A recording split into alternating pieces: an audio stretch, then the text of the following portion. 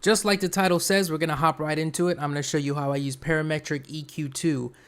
Disclaimer, watching this video will not make you money, will not make you a professional. It will teach you how to use FL Studios. So if you just want to know how to get in here and start making beats, this is the video to watch. I'm going to show you how to use this Parametric EQ. All right, let's hop into this. So this is your Parametric EQ. It looks a little intimidating at first, but it's not, believe me. We're going to start from the right-hand side. You got your close, minimize, and you got your, what is that? What? Captionize. I never even knew that was what it was called. Anyway, yeah, you got all three of those buttons. You should know what those are. You have your presets. You can click through your presets. They will change how your settings are set up, how your frequency bands are set up. You have low cuts, high cuts, kicks, old telephone, all kinds of different presets in here. You can even save your own and have them in here. So let's start with these. These are your frequency knobs. These change the type of frequency filter or type of frequency cut you will have. If you check out this hint panel, you can follow along. So on the top left, there's a hint panel. So you have your low shelf, your notch, your high pass, your band pass, your low pass, and you can have it disabled. Now, remember, high pass means you pass the high frequencies and cut the low frequencies. Low pass means you pass the low frequencies. So keep that in mind. Here you have your dB knob. This increases the volume of a specific frequency and it'll decrease the volume of a specific frequency. These are all throughout. You have your center line, your bass frequency or your bass gain. So you can increase your gain or you can decrease your gain. I usually keep this in the middle. There's so many ways to increase your gain. I wouldn't even do it in Parametric EQ, but you're more than welcome to. All right, here you have your frequency. This will move the actual frequency left and right. So you'll increase your frequency number. As you can see, 67, 68, all the way up 70, 80s, 90s, such and so forth. Cool, cool, cool. Then, let's bring this one up here so you can see it.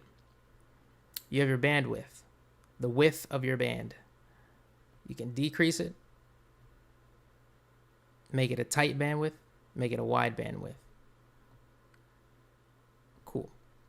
Here you have your compare knob. If you make some settings here that you like, you can hit this compare knob, make some new settings, and so now you can bounce between them as you go through the track.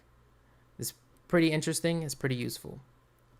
You can right click and reset anything in this preset. Here you can check and uncheck your frequency band tokens, which are these guys. So if you don't want the numbers, you could just have little circles. This is HQ oversampling. I always keep the high quality oversampling on. And your options, these are all checked for me. I keep all the items unchecked, but you can mess around with them and see if you like them. Let's get into actually using this thing. We went over all the settings. You can see the visuals here. You have your low, your bass, low mid, mid, high mid. You have your percussion and your treble. I'm pretty sure that's percussion. I could be wrong. But yeah, you have your different frequency names here. And so that is the basics for all the buttons. You know what all the buttons do now. Let's go over this with some music. This is a sample from a French song that I grabbed.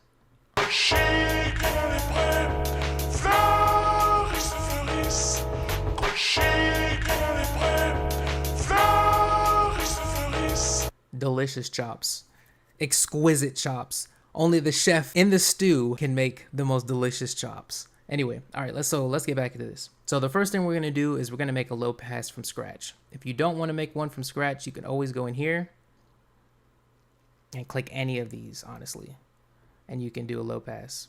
But I'm gonna give you some tips. So if you want to make one from scratch, we're doing a low pass, so we're going to pass all the low frequencies. So you can right click here, do the type, low pass. And you can also do it here, so remember this knob up here. So we have a low pass. Now there's something called an order here. If you do a steep order will make sure that everything past this line to the right is completely cut. If you do a gentle, then you'll be able to hear the music. So I'll show you this. This is a gentle.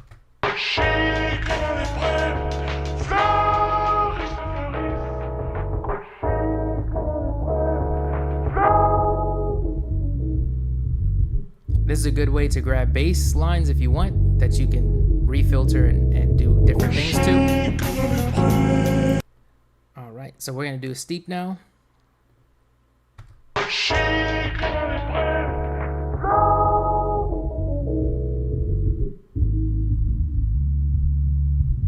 So you're getting complete bass line now. All right, and so we're gonna do the same thing. I'll reset that, put the order back on 2. Yeah, we don't need it anymore. And so I'm gonna do a high pass. So we'll go to type, high pass, and we'll do this on steep as well.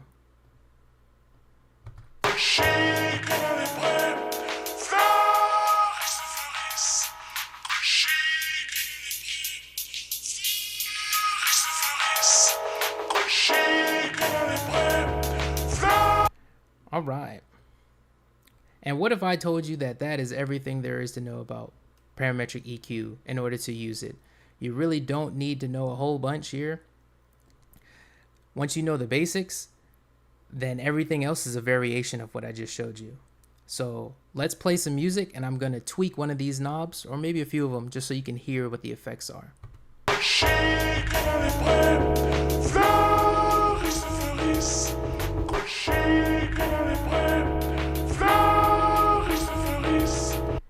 So what I did here is I boosted up the low end and made a sharp bandwidth, and then I lowered over here on the high end to reduce some of the higher marks. So it kind of makes it warmer. I will go over the lights in the background that you see. So those lights are where, it's called a heat map. It's where the frequency is the loudest, or where music is actually being shown from. So anywhere you don't see light is where the frequency is not concentrated. Where you see light is where the frequency is concentrated. So the thing that you can do there, what I've done already, is when you're over it and you make a tight bandwidth,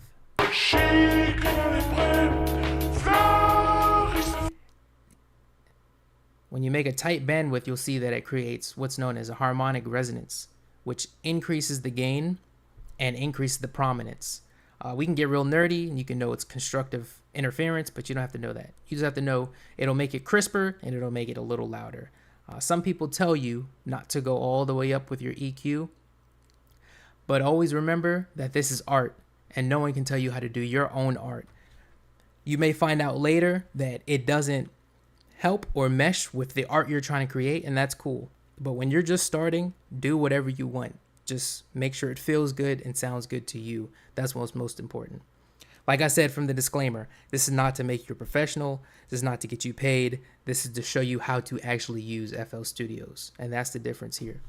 Thank you for coming through. Hopefully this wasn't too long, and hopefully you got some good information out of this. If I did help you in any way, please like and subscribe. It helps me out tremendously. It helps the channel out, and it allows me to reach more people who might want this assistance. This is for artists. This is not for placements. This is not to be professional. This is for beginners who really want to know, how do I use the parametric EQ? So until next time, Elijah Walker, Lux Ether, deuces.